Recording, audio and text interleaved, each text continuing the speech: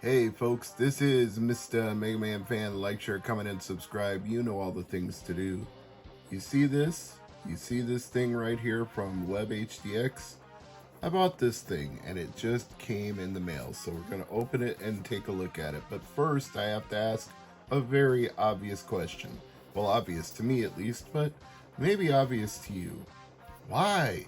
Why did I buy this thing? Well, frankly, it's $34.95, and the official GameCube broadband adapter goes for anywhere from $135 to $200 depending on what kind of condition you want it in. So this is obviously the value option, but there's a big difference between this one and this one. This one is homebrew only. It's not officially supported by anything. So even though this one costs you $100 to $200, it was designed and meant for Nintendo products, whereas this one, you're going to have to sideload things through Swiss. So if you aren't prepared to do homebrew, you aren't prepared to use the ETH2GC, either the original flavor or the sidecar. And I chose the sidecar because I wanted something that would streamline on the side of the GameCube. But then again, I have another problem here. This uses a hard line Ethernet adapter. You need to plug a cord into this thing, and I don't have any drops anywhere for a hard line, so full usefulness of it isn't immediately apparent to me right now.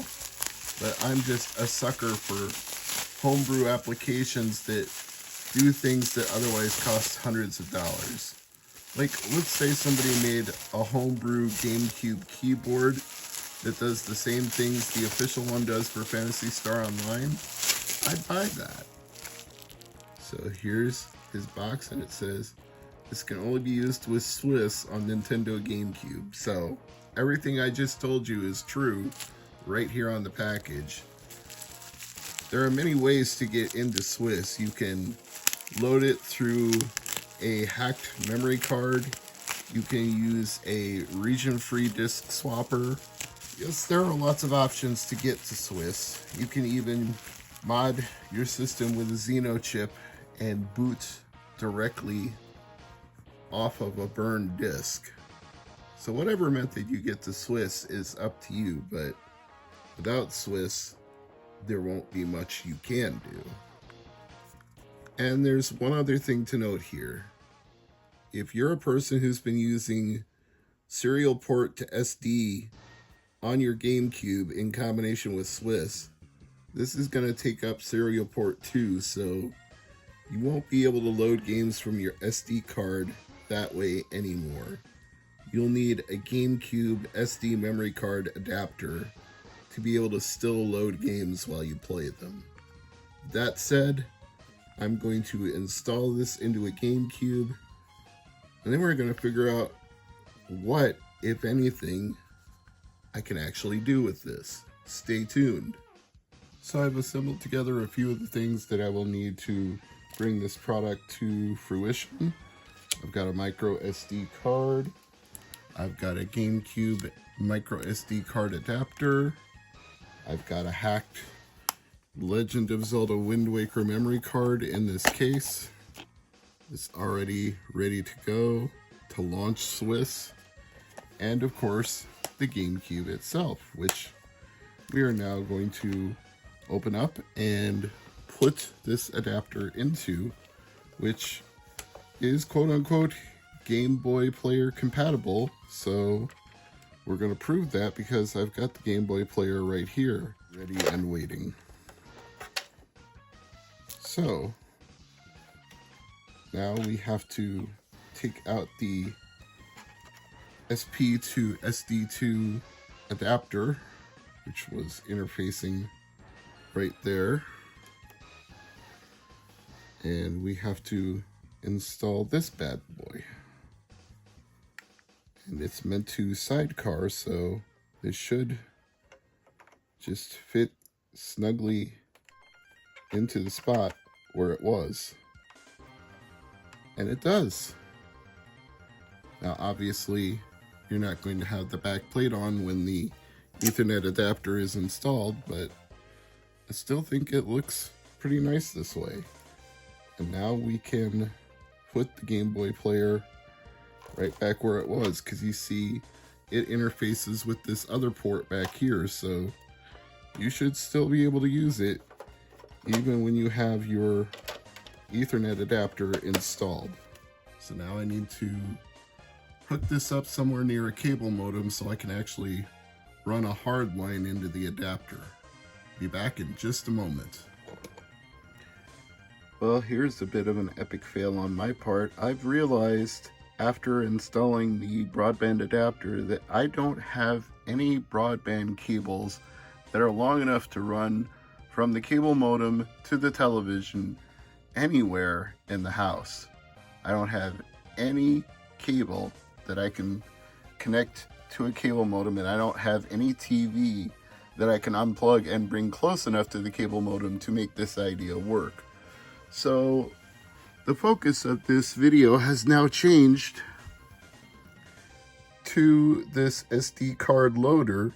Now that I have the SP to SD2 adapter blocked by the broadband adapter, we're going to see if I can actually load games off of this card using the Wind Waker hack. So a little change of plans in filming, but we're just going to see how it all works out at the end of the day. So turn the television on, take out this janky Animal Crossing memory card, put in my Wind Waker memory card so we can boot to Swiss, and then we're going to put Wind Waker in here, and we also need to switch inputs on the television once I have it loaded. And I'm going to need a controller, obviously. So let me grab a Wavebird. Thankfully I have one handy over here. Turn this on. Oh, I hope everybody's having a good day out there. Doing well, feeling fine. Family's well and healthy. We had a bit of a tornado scare here over the weekend, but the area where I live wasn't affected. It was about 7 miles west and northwest of us, so we lucked out a little bit. I believe Color Stream is the one I want, but I don't know if I have it on the right input or not. Oh, I do. That's handy. Turn up the volume. Now, if you've never seen this before, it's kind of fun. It's going to seem like it's booting up Wind Waker like normal, but as soon as you press A and it tries to read the memory card, it's immediately going to go to pot.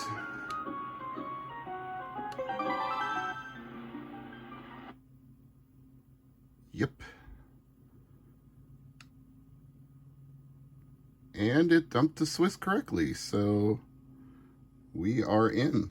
And the memory card adapter is working as expected. This was a cheap, like $10 or $15 purchase from Amazon.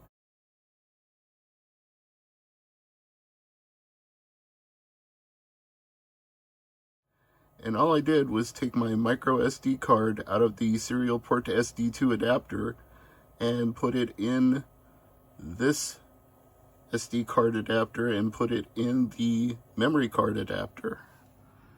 And my whole list of titles that I put on here is available. But of course, the proof's in the pudding. You want to see me run something off slot B, not just tell you that I can do it. So let's go with F0.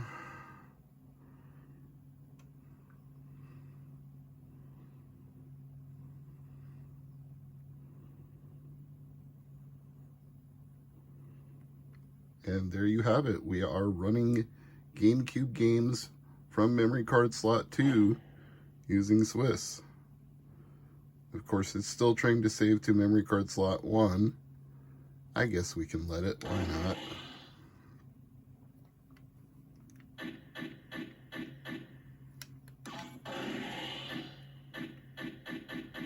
Just go ahead and create a save file.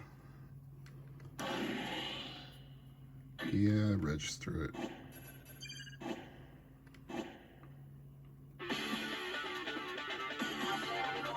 But we're running off the SD card. It's kind of funny. Zelda is in there, but F-Zero is what's playing. So honestly, for like 10 or 15 bucks, if you have the means, you can load your games directly off the memory card slot without using serial port 2. Why not? Maybe the read time is a little faster or a little slower than serial port 2. I can't say for sure, but I'm not noticing any hiccups in the video here, so I think it's probably okay for most games. Maybe something with really intense full motion video clips might suffer, but for F-Zero at least it looks fine. I'm Mr. MegaManFan. Thanks for watching, and hopefully at some point I'll figure out a way to do something with the broadband adapter, but right now unless somebody has a Wi-Fi adapter for GameCube, I think I'm stuck with what I got at the moment.